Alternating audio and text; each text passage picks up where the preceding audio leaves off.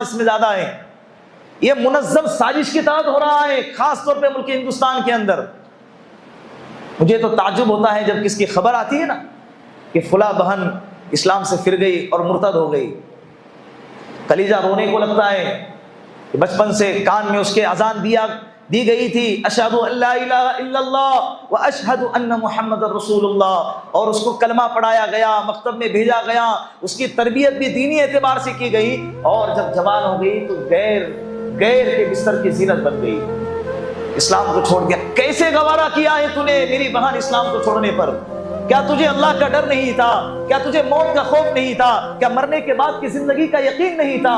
आप अपने इख्तियार से अपने इस्लाम को छोड़ दिया। क्या होगा ऐसे बहनों का, क्या होगा ऐसे माओं का जिन्होंने अपनी आखिरत को बुला के, अल्लाह को और अल्लाह के रसूल की तालीमात को बुला के अपने इस्लाम को छोड़ दिया। इनकी दुनिया भी तबाह हो गई और इनकी आखिरत को तबाह है। ऐसे वाकयात आपने भी सुने होंगे ना कि मैं अकेला यहां पर रहता हूं। 3-4 साल पहले भोपाल के एक इलाके की जहां पर मुस्लिम आबादी कसीर तादाद में रहा करती थी, रिपोर्ट थी, वहां की जो सोशल वर्कर मुस्लिम महिलाएं हैं उनकी रिपोर्ट थी, उनकी खबरें थी, उनके तरफ से कारगुजारी आई थी कि 1 साल के अंदर हमारे बस्ती से 100 लड़कियां मुर्तद होके इस्लाम छोड़कर चली गई। ये 3 साल पहले की रिपोर्ट बता रहा हूं, अभी तो उससे ज्यादा है।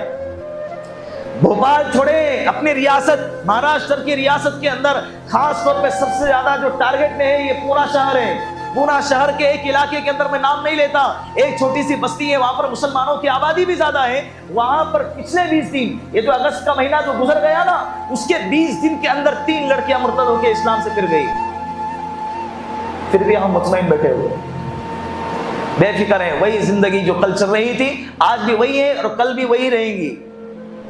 न लिबास बदलने को तैयार है, न ईमान के अंदर बढ़ोतरी करने को तैयार है, न सुबह से लेकर शाम तक जिंदगी के अंदर तब्दीली लाने को तैयार है। सुबह हो गई 1 धुन कमाना है, शाम हो गई 1 धुन कमाना है, बीवी बच्चे को पालना है, मेरी फैमिली, मेरे बच्चे, मेरे बीवी, मेरे माँ, मेरे बाप, मेरे ख्वाहिशात, मेरी जरूरतें, मेरी गाड़ी, मेरा बंगला, मेरी सारी सब कुछ इंसान के जहनों में यही बसा हुआ है।